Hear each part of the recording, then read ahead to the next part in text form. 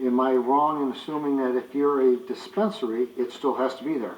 Correct. You know. And our planning commission would be in charge of that as far as what kind of signage they could put and that kind of stuff. We have a sign ordinance, and so any kind of building renovation or anything still goes through the normal planning commission stuff. You know, So- just like any other commercial business coming. So my next question would be, let's say we just approve of one of all of them, and it's 1,000 feet. We can change to 500 feet. It don't have to be 500 feet. We can change it to 1,000. You're talking about in this, yeah, I mean, I originally wrote it as 1,000, and then it was So suggested that's to not do set in 500. stone. We can say 1,000. No, We can all of say, this is- we can say one business of each kind. We could say 5,000. Yeah. Yeah. But me personally, I'd put one right in the middle of Southland. That's my opinion. I think that would be the safest place. But again, I don't hear a whole lot of news about these facilities causing higher crime or anything like that. But if we do 1,000 feet and do 2 of each facility, it don't have to be, well, we have 16 in there? 16 total if you count Yeah. transporters and processors. So Right? we can do what we want. Yeah. And we initially, we allowed in the first one, the medicinal, 2,000 plants. We're now allowing up to 20,000 according to the way this is written. Well, then do one facility. Well, the whole thing is this is coming in front of us, and when I read this, I'm reading, you know, I'm thinking that's what, because it just didn't seem like there was a whole lot going on as far as discussion-wise, so I'm very cautious on wanting to approve something that I'm being told is, you know, still in the works. Mr. Chair. Councilman Ramik. Just this little bit of discussion we're having here, to me, it seems like it's still confusing, and it can get to be confusing with what's the issue. If we're going to approve something, it appears that what's going on now, we may want to take this and delay it again and really sit down and really get pinned down on some of this in more meetings with the council, so that the next time that we come forward, we're done basically because we're aware of what's coming.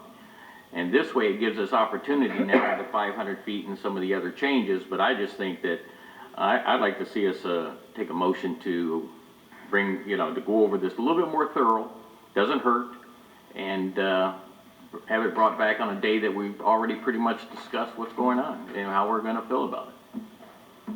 Councilman Becerra. Location is, you know, one interest of mine. And planning commission recommendations is an interest of mine. I know we have the final say, but I'm like Mr. Woolley. I'm waiting for the committee to make their recommendation to me, and then I appreciate the ability to have input. So I assume this is what the recommendation was, and we could have walked out today approving all this.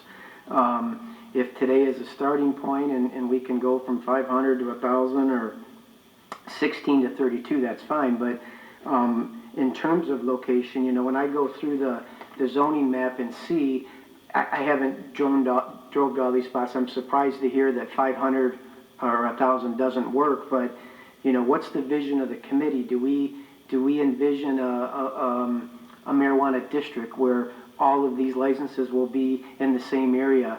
Is planning saying, no, we want just the opposite, we want, you know, 4 in each corner of the city? I'd like to hear that sort of advice or recommendation, and why. I haven't been to any of the facilities. You know, there's a limited number of downriver communities that have it, but that's of interest to me. You could make an argument why, you know, North Line Road around Beach Daily and Inkster should be Marijuana Alley, if you want to do that. Maybe you want them really spread out. Maybe these businesses shouldn't be 1,000 from a property line, but a mile from each other. I want to hear that kind of discussion, and to this point, I haven't heard that. So, location is definitely an interest to me, and revenue sharing would be of interest to me too. Did the committee do any homework on how much we think we're going to make? Because I think a lot of residents, I followed your post, Charlie. A lot of people say it's a windfall. Let's grab some of the money. what's the committee recommending to us on how much we're gonna make? And if it's nothing, then let's move forward knowing that it's nothing. If it's $1 million a year, then that's a, you know, powerful form of influence if it's a reason to do it. But I don't know what the answer is. No, you know, that's not my goal, the revenue. We don't know what that is yet. It's too new. The goal is to have it available to our citizens who voted overwhelmingly to approve recreational use. Now, I too talked to a lot of my friends that smoke marijuana, and they would rather, they don't want it delivered to their house. They rather touch it, feel it, see it, and do their picking at a facility, and they don't want to go outside the city to do that if they don't have to. So that's my reasoning, and the medical thing is a no-brainer. I mean, it helps a lot of people, you know. So my goal is to get facilities. If it's one facility, at least it's here, and they can go to it. If it's two, that's fine. One on the south end, one on the north end, you know. But we got to. In my opinion, I think we should do something. Councilwoman Nguyen? I know many of you have done surveys with your friends, but curious if we've done any public survey, you know, that's sent out to residents to get their input on what they're looking for.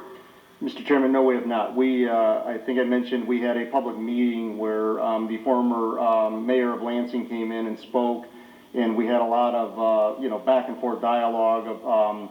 But we have not done any kind of, you know, mailer or online outreach in terms of, you know, what the community wanted. We looked at the numbers, and when you look at the results of the election, it was certainly overwhelmingly approved in the city of Taylor.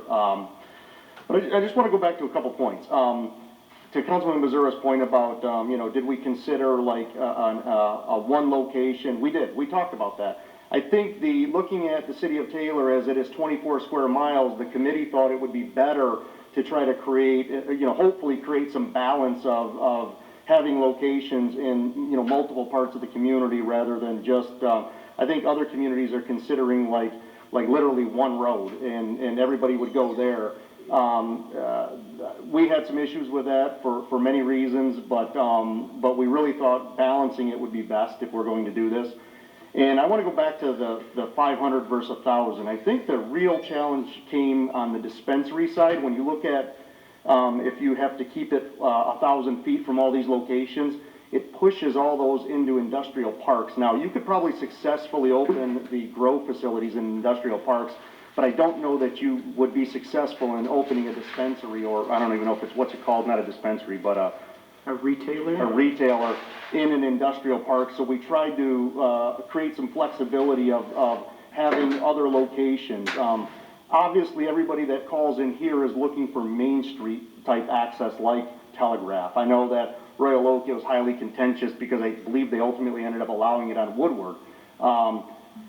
We looked at that and didn't think that was necessarily in our best interest, but certainly trying to create some retail accessibility on Main Street opportunities as opposed to just in industrial parks. So we tried to be a little bit more flexible. But as Dave mentioned, you know, this is what the committee ultimately decided on. Now, I mentioned to you in the email, you know, I sent an email communication out and I didn't get any feedback, so I just made the assumption that any questions, there were no questions or concerns. So we wanted to bring it forward. If ultimately the city council wants to postpone it, I don't have any objections with that, and I don't think anybody else would, but we really would like to see how the city council would like to mold this, if they even want to mold it at all. There's the other option of simply staying out of it altogether, but we wanted to bring it back forward to you all to ultimately make that decision.